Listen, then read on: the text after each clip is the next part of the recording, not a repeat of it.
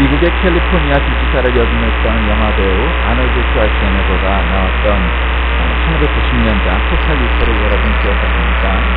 1990년도 영화 중 스포츠센과 더불어 잔잔의 묘미가 있었고 또 다른 흥미가 있는 영화이긴 했지만 그래도 흥미할 때리가 있었던 유명한 영화였습니다. 2019년 재구성되어 나오기도 했는데 그 줄거리는 다음과 같습니다. 서기 2084년 어느 신도시에서 광산일을 하고 사는 퀘이드가 롤이라는 이모의 아내와 함께 행복하게 살아갑니다. 퀘이드는 밤마다 이상한 꿈을 꾸게 되는데 한 번도 가본 적이 없는 화성에서 이름도 알 수 없는 갈색머리 아내와 행복하게 살고 있는 것이 그 꿈으로 나타납니다. 퀘이드는 니콜이라는 여행사를 찾아가게 됩니다. 니콜사는 싼값으로 우주여행을 다녀온 것처럼 뇌 속의 기억을 이식시켜줌으로 욕구를 충족시켜주는 그런 업체였습니다. 그러나 중복해서 이식을 받을 경우 뇌 손상을 일으키는데 니콜사를 찾아간 퀘이드는 역시 이런 이유로 커다란 충격을 받고 깨어나 놀라운 사실을 알게 됩니다. 지구의 식민지인 화성의 행정 책임을 맡고 있던 코아겐은 지구의 혼란을 이용해서 화성을 자신의 왕국으로 삼고 독재를 마음껏 휘두르고 있었습니다. 사실 퀘이드는 오랫동안 그 코아겐의 오른팔로 일해오던 하우저였습니다. 어느 날 퀘이드는 자신이 그동안 불의의 편에 서서 일해왔음을 알고 코아겐에게 정면으로 맞서게 됩니다. 그러자 코아겐은 하우저인 외에 퀘이드라는 인간의 기억을 이식시켜 지구에서 살게 했는데 아내 로리와 직장의 사장 해리 그리고 동료들 모두가 코아겐의 부하들로 자신을 감시하는 사람들이었다는 겁니다. 퀘이드는 이들의 추격을 받으며 간신히 화성으로 달려가 꿈에서 만나곤 하던 갈색머리의 여자 진짜 아내 멜리나라는 사실을 알게 됩니다. 화성은 코아겐이 인간이 숨쉬는 대가를 제한시켜 반군과 정부군과의 전투가 한창인 혼란한 상황이었는데 한편 코아겐은 자신의 독재 정치를 유지하기 위해서 외계인이 만든 자연대기 제조 장치를 숨기고 공기를 무기로 화성인들을 통제하고 있던 상황입니다. 퀘이드와 멜로나는 택시기사에게 속아 코아겐에게 사로잡히고 정신이식을 받는 위기일바를 맞지만 극적으로 탈출하게 되고 멜리나와 공기제조 장치를 가동하고 이를 막으려던 코아겐은 돈 밖으로 떨어져 처참하게 죽습니다. 공기제조 장치에서 내뿜는 엄청난 공기로 화성은 곧 지구와 같은 아름다운 대지가 조성되고 퀘이드와 멜리나는 화성인들과 함께 아름다운 풍경을 힘껏 취하는 해피엔딩의 스토리를 가진 영화가 바로 토탈 리콜입니다. 오늘 우리는 기독교의 가장 경건한 절기라고 불리우는 사순절기를 맞았습니다. 사순절이란 부활절까지 주일을 제외한 40일입니다. 그래서 이 주의 이주는 고난을 기념하고 묵상하고 경건히 보내는 기간입니다. 원래 사순절은 영어로 렌트라고 하는데 고대 앵글로색슨어인 랭에서 유래된 말입니다. 독일의 렌트와 함께 봄이란 뜻을 갖는 명칭입니다. 우리나라에서는 40일의 기념이 되라는 뜻의 히라보인 푸스테를 따라 사순절로 번역해서 사용합니다. 사순절의 유래는 이렇습니다. 원래 유대인들은 6월절을 준비하기 위해 6월절 전에 금식을 행했는데 초기교회 성도들은 이것을 그리스도 중심적으로 재해석했던 것입니다. 초기교회 성도들은 그리스도께서 인간의 죄를 대속하기 위해 찢으신 살과 흘리신 피를 기념하는 성찬식을 준비하며 주님이 겪은 순환에 동참하는 의미로 금식을 행해서 만들어졌는데 즉 금요일날 돌아가셔서 주일날 일요일날 부활하신 예수님의 땅속에 있던 음부에 계시던 40시간을 의미하고 기념하던 시간이었습니다. 그런데 그것이 나중에 확장되어서 부활절 전까지 40일의 기간을 우리가 사순절로 즐기게 된 겁니다. 그래서 우리가 이 사순절기에는 원래 중고시대까지만 해도 아주 엄청나게 경건하게 지냈습니다. 당연히 결혼식 같은 그러한 잔치는 버릴 수가 없었습니다. 그래서 이 40일 동안의 기간 동안에는 고기나 술을 자제하고 또 여러 오락들을 삼가는 겁니다. 그래서 어느 중고등부에서는 어디 중고등부 청년부에서는 이 사순절 기간 동안 우리가 게임을 하지 말자 이렇게 정했더니 애들이 미쳐서 날뛰더랍니다. 도저히 게임을 안 하고 40일을 보낼 수는 없습니다. 우리가 그렇게 하는데 특별히 브라질과 같은 나라에서는 이 사순절기 시작 전에 사순절을 맞이하기 전에 아주 많은 술과 고기를 먹고 즐기는 기간이 있습니다. 그 축제가 바로 그 유명한 브라질의 삼바 축제, 삼바 카니발입니다. 그러니 우리가 그렇게 이 사순절 기간을 갖다가 생각해야 되는 것은 이런 개인적인 즐거움이나 쾌락을 추구하는 데 삼가고 또 각 주일마다 그 가운데 하나가 레미니스제레라는 말이 있는데 그것은 기억하소서라는 말입니다. 즉 이 사순절기는 예수님의 십자가의 죽음과 부활을 기억하는 기간이 되어야 됩니다. 기억한다. 여러분은 이 단어 혹은 이 문장을 보면 어떤 게 생각나십니까?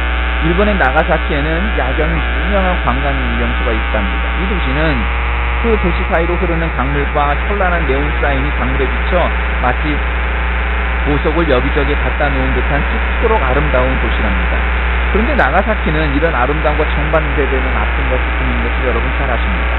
1945년 8월 9일 히로시마에 이어서 두 번째로 원자 폭탄이 떨어져 일본이 미국에게 무조건 항복을 할 수밖에 없었던 바로 그것이 나가사키입니다. 도시 한복판에 헤이와 코우엔이라는 곳이 있는데 우리말로는 평화공원이라는 곳입니다. 이곳은 원자 폭탄이 떨어진 자리로 여기에 원폭 투하의 희생자들을 기리기 위해서 공원을 만들었던 것입니다. 당시 나가사키 인구가 24만 명이었는데 그 가운데 15만 명이 사망했습니다. 나가사키 원폭 자료실에 가보면 모두 1300여 점의 자료가 전시되어 있습니다. 11시 2분인체로 시간이 정지된 시기에 변형된 유리병, 그 당시 참혹했던 모습을 그대로 보여주는 자료와 사진들입니다. 그런데 흥미로운 건 평화공원과 이 원폭 자료실에 가보면 원폭의 피해와 아픔을 강조하기는 하지만 왜 그런 일이 벌어졌는지에 대해서는 전혀 언급하고 있지 않다는 겁니다. 이것이 일본의 문제점이고 이것이 바로 일본 역사교육의 한계입니다. 왜 2차 세계대전이 일어났고 일본은 왜 원자폭탄의 피해를 받아야만 했는지 거기에 대해서는 언급을 하지 않는 겁니다. 그래서 얼핏 보면 일본은 피해자라는 인상을 가지고 싶다지만 사실은 우리가 알듯 역사가 말해주듯 일본은 피해자가 아니고 가해자였고 그렇게 그 전쟁 중에 마지막 결정타로 원폭 투하라는 그리고 인류 역사상 최초의 그리고 최후의 실제 사건에서 원폭을 경험한 나라가 되었습니다. 그런데 일본은 아직 정신을 못 차렸죠. 그렇다면 역사에서 원폭 투하에 버금가는 일을 또 당하게 될 거라는 것은 역사적으로 자명한 사실입니다. 일본의 중고등학교 역사 교과서는 만년 전 신사기 문화인 교문 문화를 자신들 역사의 시발로 주장하면서 기전 3세기의 야요이 시대 4세기경 승인 국가 형태를 이룬 야마토 정권, 니혼이라는 일본 국호가 청산된 8세기경의 나라 시대, 또 13세기의 쇼군 정치, 또 15세기의 도쿠가와 막부 시대, 또 1868년 메이지 유신까지 가르칩니다. 그들이 전쟁을 일으켜 한국과 중국 그리고 동남아에 무슨 만행을 저질렀는지에 관한 근현대사를 가르치지 않는다는 말입니다. 한일합방을 근거로 여전히 독도 영유권을 주장하는가 하면 또 중국과 자오이자오 사건 섬을 또 러시아와는 프릴 열도에 있는 그 국방 타계 섬을 갖고 꾸준히 문제를 일으키고 있죠. 여러분 이렇게 일본인들이 직접 만나보면 참 상냥하고 깨끗하다 이런 인상을 받는데 그들이 모이면 결국 더러운 역사의 음모를 지금도 추구하고 있다는 사실을 알게 됩니다. 독일의 심리학자 에방하우스는 인간의 기억에 관한 연구를 유명한 학자인데 그는 이런 결론을 내렸습니다. 인간은 한 시간이 지나면 기억한 내용의 절반 이상을 망각하고 한 달이 지나면 기억의 20%밖에 기억하지 못한다. 올바른 사실조차도 기억하는 데 한계가 있는데 아예 사실조차 철저히 감추는 일본의 행태를 보면 분노하지 않을 수 없는 것입니다. 이들의 행태를 보면 일본 전체가 뮌히하우젠 증후군을 앓고 있다는 생각이 듭니다. 뮌히하우젠 증후군이란 병적으로 거짓말을 하고 그럴듯하게 이야기를 지어내고 마침내 자기도 그 이야기에 들키해서 그것이 정말 사실인 것처럼 믿는 겁니다. 요즘 한 드라마에 보면은 아주 정신병자 같은 며느리가 나옵니다. 키가 막 얘기를 하고도 거짓말을 하고 또 다른 사실하고 자기가 저지른 일은 모릅니다. 사차원이고 또라이입니다. 그런데 자기는 옳고 남들은 다 틀렸다고 말을 합니다. 왜 그럴까요? 그도 이런 뮌히하우젠 증후군에 속해 있는 사람이기 때문입니다. 1720년 독일에서 태어난 뮌히하우젠이라는 사람에게서 유래된 말인데 그는 원래 터키와 러시아 전쟁에 참작했던 군사였습니다. 근데 그가 퇴역하고 하노버에 정착을 했습니다. 이 뮌히하우젠은 하노버에서 군인으로서 사냥꾼으로서 또 스포츠맨으로서 자기가 했던 일을 거짓말로 꾸며 사람들에게 들려주었습니다. 그리고 나중에 그 이야기를 각색해서 1793년 뮌히하우젠 남작의 모험이라는 책이 나왔습니다. 뮌히하우젠 증후군이란 바로 그의 말처럼 병적인 거짓말을 일컫는 용어입니다. 일본이 바로 이 증후군을 앓고 있다는 것은 자명한 사실입니다. 그런데 여러분 일본이 아무리 역사를 은폐하고 기억하지 못한다 해도 역사는 기억하고 있다는 사실 그리고 다른 나라 사람들 그리고 우리나라는 기억하고 있다는 사실을 잘 알지 않습니까? 오늘 우리는 하나님의 자녀라는 이름으로 삽니다. 마치 아름답게 포장되고 잘 정돈된 물건 시가지처럼 말입니다. 우리 그리스도인들은 그리스도로 인해 아름다운 삶을 살아갈 자격을 얻었고 예수를 만나 구원의 감격을 경험하고 영생을 얻었습니다. 그런데 우리의 기쁨과 평온한 삶 이면엔 무엇이 있습니까?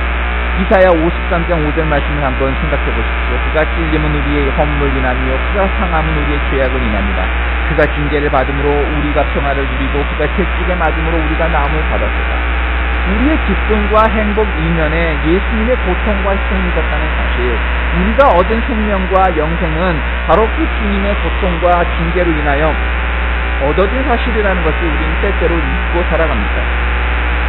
오늘 본문 말씀은 그러한 우리 적나라한 현실의 상황을 그대로 보여줍니다. 오늘 본문은 한 경건한 슬픈 영혼의 탄식시 혹은 탄식 기도입니다. 본문을 보면 몇 가지 특징들이 나오죠. 첫째는 하나님은 우리가 원수들로부터 수치를 당하게 하지 않으시는 분이라는 확신이 나옵니다. 2, 3절 그리고 19절, 20절에 나오죠. 둘째로 하나님은 보다 적극적으로 나를 보호하시며 지도하시는 분이라는 겁니다. 셋째로 하나님은 본래 긍휼과 인자하신 분이라는 겁니다. 여러분, 이런 내용들은 우리가 잘 알고 있는 것처럼 하나님의 속성이자 우리의 기도 내용입니다. 얼마나 매력적인 말씀입니까? 하나님이 나에게서 멀어진다 싶을 때, 하나님이 나의 뜻대로 움직이지 않으시고 결정하지 않으신다 싶을 때 우리는 기도하고 하나님의 아픈 데를 찌릅니다. 주의 긍휼하심과 인자하심, 영원부터 있어 싸우는 주여 이것들을 기억하소서. 여러분, 되게 자녀들이 부모에게 뭐 사달라고 할 때 말입니다. 요즘은 애게 스마트폰 사달라고 그러고, 사람들이 스마트폰을 보고 잘 고장난다고 그러고 배터리가 고장났다고 그러고 그거를 몇 달 전서부터 줄줄이 얘기를 합니다. 그러면 얘가 스마트폰을 바꾸고 싶구나. 그래서 안 고장났는데도 고장났다고 그러고 말도 안 되는 얘기를 갖다가 수구에 차에 찔릅니다. 그러면은 이제 핸드폰 바꿀 때가 다 됐다는 겁니다. 그러면서 수정도 하고 뭐 어쩌고 저쩌고도 얘기하고 합니다. 그런데 여러분, 그때 자녀들이 잘 생각하지 못하는 건 이겁니다.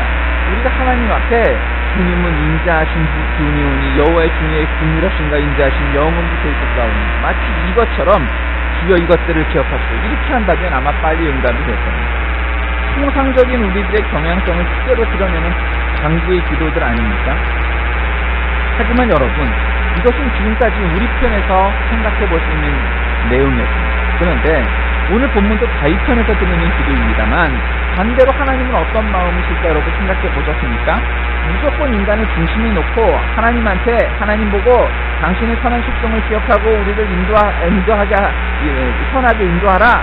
그러면 하나님에게 신뢰가 된 것은 아닌가? 혹은 우리는 지금 오늘 우리가 여기 있으니 어떻게 해서 가능하게 된 것입니까? 뭐 하는 것은 사실 별 생각 없이 하는 얘기 아닙니까? 여러분, 이런 증상은 프랑스의 사회학자인 루봉식대로 표현하는 일종의 사회 전염이라 할 수 있습니다. 가령 한 사람이 하품을 하면 다른 사람도 하품이 전이가 됩니다. 한 사람이 팔짱을 끼면 다른 사람도 팔짱을 끼기 마련입니다. 여러분, 이런 것을 바로 사회 전염이라고 말합니다. 강의실에서 질문 있으면 하라고 하면 서로 눈치만 보고 있지만 한 사람이 질문하기 시작하면 너도 나도 할 수 있는 겁니다. 여러분, 그것이 사람의 마음이고 존중심입니다.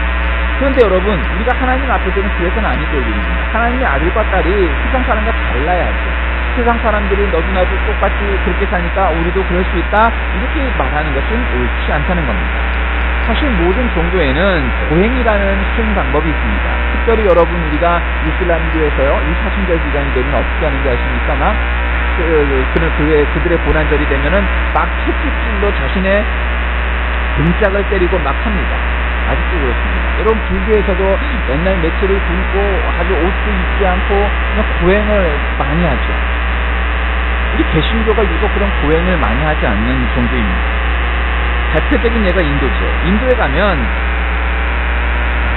고행을 하는 사람들은 뭐 아주 쉽게 만납니다. 바위 위에 가서 뻥짝 안고 있는 사람, 촛불을 머리에 이고 있는 사람, 못을 박아놓고 누워있는 사람, 툭툭이 맞아 피를 흘리는 사람, 십자가를 쥐고 가는 사람, 뭐 이런저런 사람들이 많습니다. 자인하게 사람들은 옷을 입지도 않고 물을 먹을 때도 벌레가 들어갔을까 천에다 걸러서 먹곤 합니다.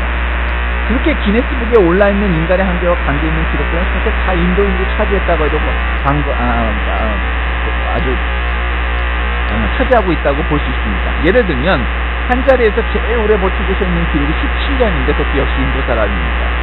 온몸으로 기어서 가장 멀리 간 사람 역시 인도인인데 1400km를 갔다가 걸어갔답니다.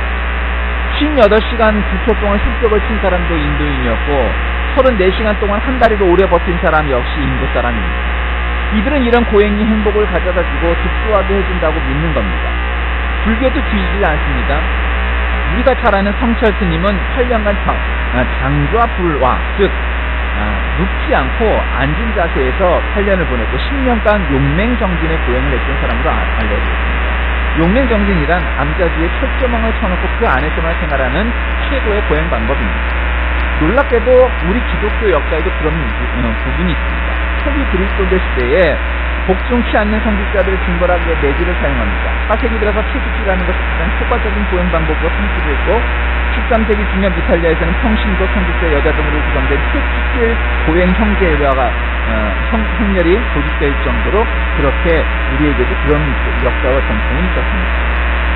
그런데 성도들은 로마에 있는 성베드로 성당을 방문할 때 무릎으로 계단을 올라가며 자신의 구원을 입고 마치 피레프교 사람들처럼 말입니다.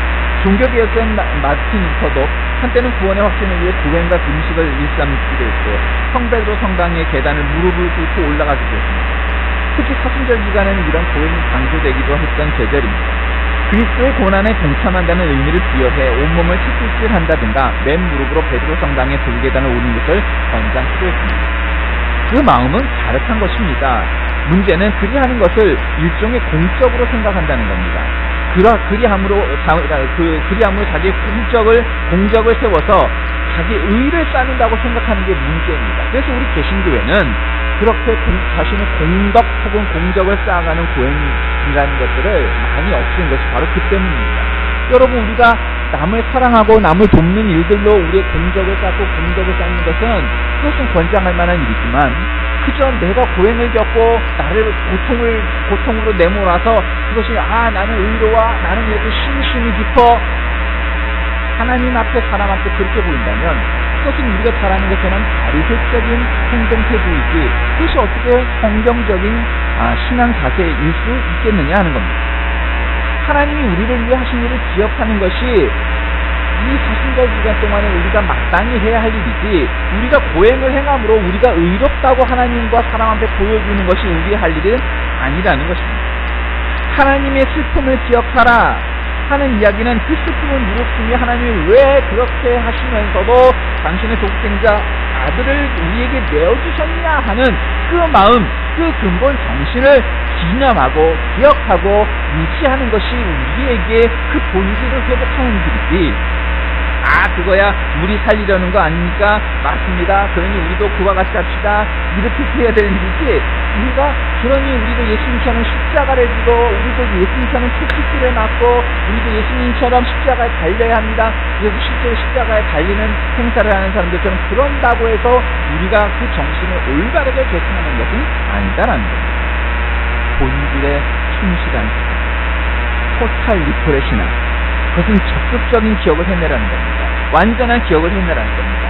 사람들에게 머릿속에 정신을 주입하여서 토탈 리콜을 하여 그 사람들의 모든 다른 사람을 살아가는 것처럼 우리의 육신, 우리의 삶은 변하지 않을 겁니다. 그러나 우리의 영혼은 토탈 리콜, 완전한 기억, 예수 그리스도 복음과 사랑의 말씀으로 완전히 우리가 세대되듯이 우리의 머릿속을 싹 바꿔내야 하는 것이 온전한 믿음의 사람들인 것입니다. 그것이 바로 예수를 전하는 전도일 수 있습니다.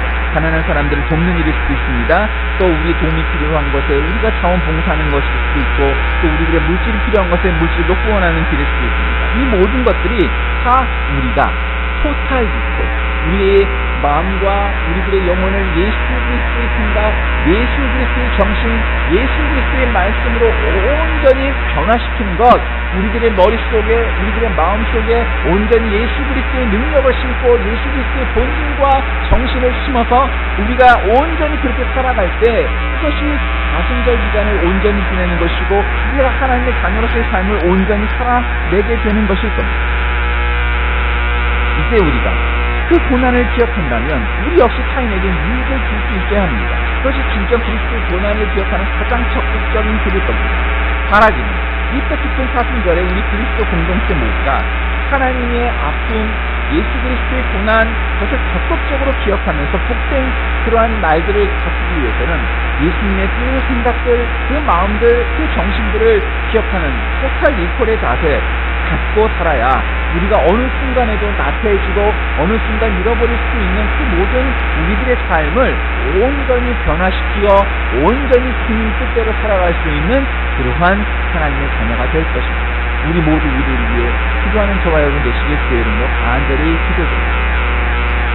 하나님 아버지 감사합니다. 오늘 거룩한 주일 이 사순절 기간을 다시금 되새기며 이 사순절 기간에 맞이해야 될 우리의 자세에 대하여 말씀을 통하여 우리가 상고해 보았습니다. 하나님, 우리가 온전히 우리 주님 뜻대로 살게 하시고 우리들의 모든 기억들이 적극적으로 토탈 리콜의 신앙으로 돌아가게 하셔서 온전히 주님께 의지하고 온전히 주님 뜻대로 사는 삶 되게 하여 주옵소서. 예수님의 이름으로 간절히 기도드립니다. 아멘.